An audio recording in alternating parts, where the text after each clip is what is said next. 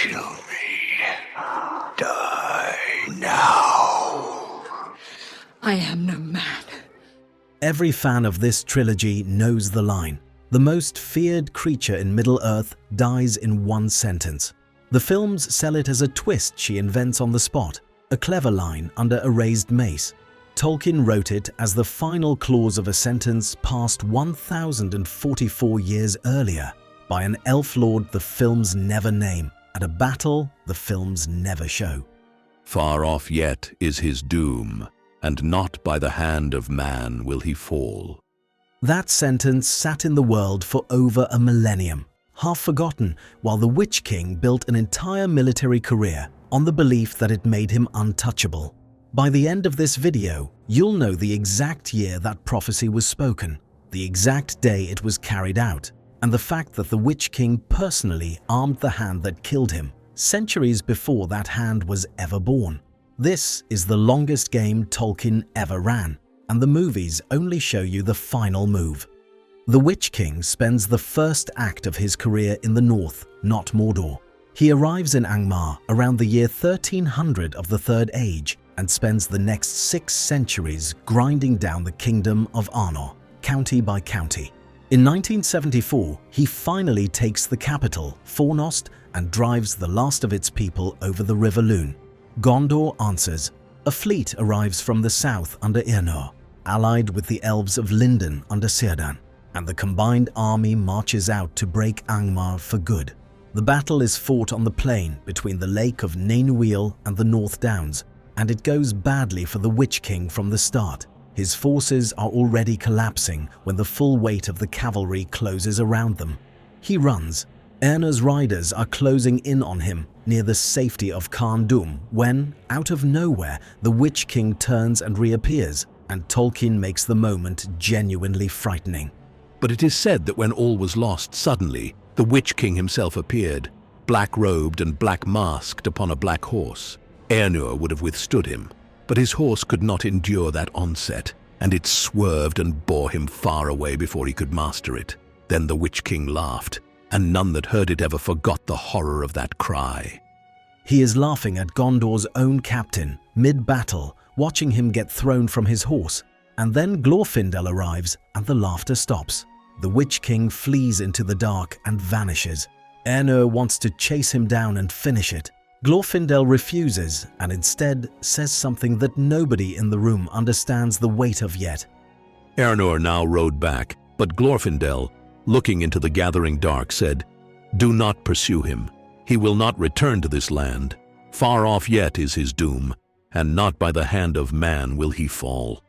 These words many remembered, but Éowyn was angry, desiring only to be avenged for his disgrace. Tolkien tells you directly that people remembered this. That's the setup for a payoff 1,000 years out, and the films cut the entire battle. Here's the part that should genuinely bother film-only fans.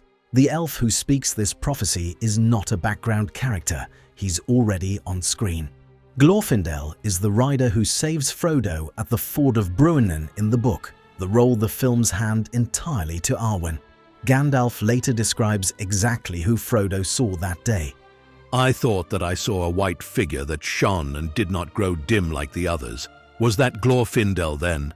Yes, you saw him for a moment as he is upon the other side, one of the mighty of the firstborn. He is an elf lord of a house of princes." The film keeps the confrontation but swaps the combatant. Arwen faces the Nine down across the river. If you want him, come and claim him. And the Witch King answers, Give up the halfling, the elf. It's a strong scene. It's also, in the books, a rematch.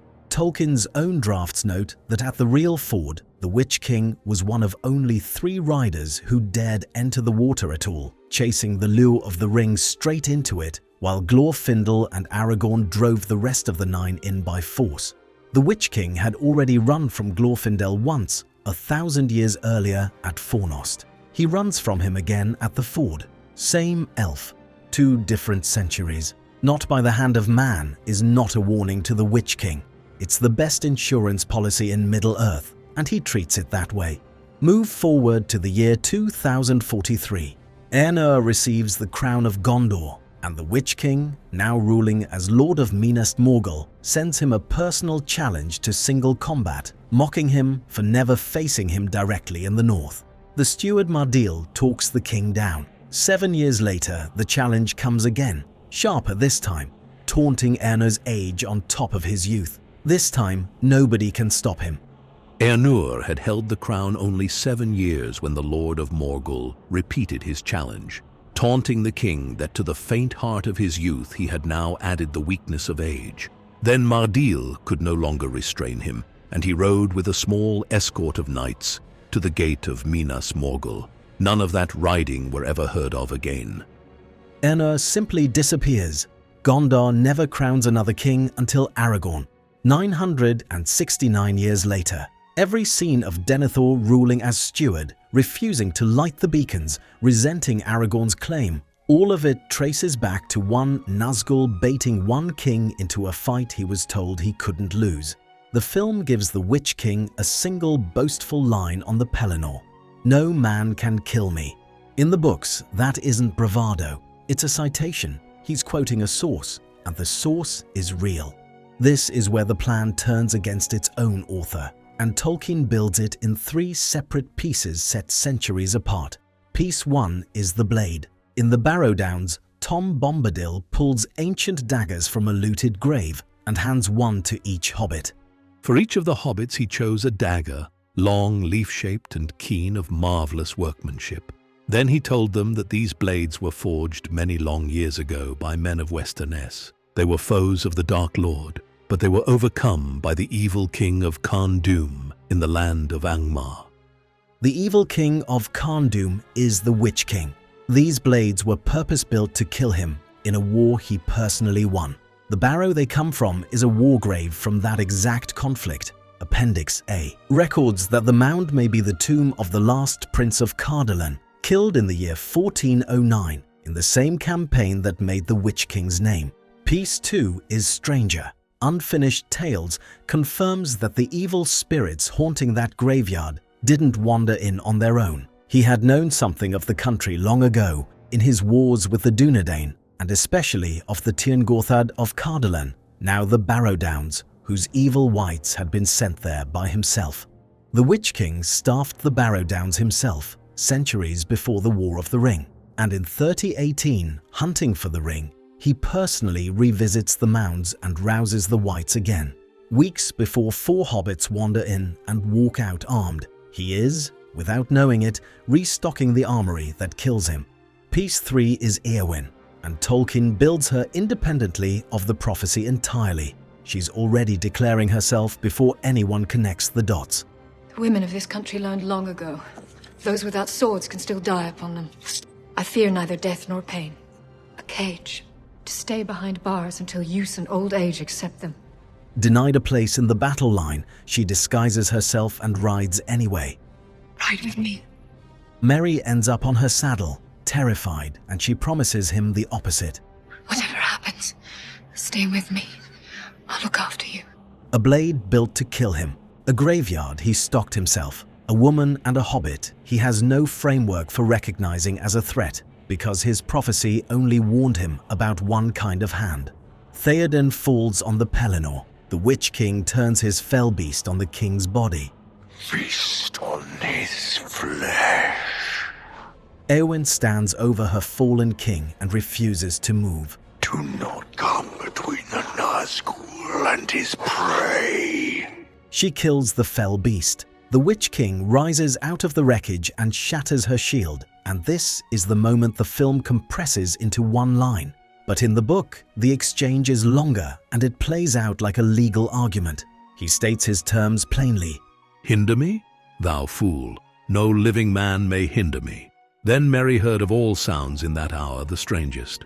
It seemed that Dernhelm laughed, and the clear voice was like the ring of steel. "But no living man am I. You look upon a woman. Éowyn I am, Éowyn's daughter." And then Tolkien tells you exactly how the Witch King reacts to hearing the terms of his own prophecy get rewritten in real time. The Ringwraith made no answer and was silent, as if in sudden doubt. For 1044 years, man meant one thing to him. It stops meaning that in the space of a sentence. Here's the part the films can't show you at all because it happens inside his head. He is so fixed on Éowyn that he stops watching anything else. The face of their enemy was not turned towards him. The Black Captain, in doubt and malice, intent upon the woman before him, heeded him no more than a worm in the mud. That's Merry, crawling, unnoticed, and then, No man can kill me. Die now. I am no man. Merry's dagger goes into the back of his knee first, and Tolkien stops the entire battle for one paragraph to tell you exactly what that blade was. So passed the sword of the Barrow Downs, work of Westernesse, when the Dunedain were young, and chief among their foes was the dread realm of Angmar and its sorcerer king. No other blade, not though mightier hands had wielded it, would have dealt that foe a wound so bitter, cleaving the undead flesh, breaking the spell that knit his unseen sinews to his will. The dagger breaks the spell holding him together. Éowyn's sword finishes it. 2 hands, neither one a man's. This isn't a fan theory stitched together after the fact. Tolkien writes the confirmation directly into Appendix A, in a footnote attached to the House of Eol, naming both killers by name. But he was brought to nothing, and thus the words of Glorfindel long before to King Eärnur were fulfilled, that the Witch King would not fall by the hand of man. For it is said in the Songs of the Mark that in this deed Éowyn had the aid of Theoden's esquire, and that he also was not a man, but a halfling out of a far country. Run the dates. Fornost, the year 1975. The Pelennor Fields, March the 15th, the year 3019. 1044 years between the sentence and the execution. Long enough that Glorfindel himself could have forgotten he said it, if elves forgot anything. Éowyn tells Aragorn early on that what she fears most is a cage, being kept safe, kept out, kept from the one thing that would give her life meaning. The Witch King builds himself a cage too, except his is made of a single sentence he mistakes for armor. For 1,000 years he reads not by the hand of man as a wall around himself, when it was always a description of exactly 2 doors he never thought to guard. That's the real trap in a prophecy. It doesn't lie to you, it just tells you less than you think it does, and you fill in the rest yourself. The Witch King filled in invincible. Tolkien had already written the 2 exceptions into the world 1,000 years before either of them was born.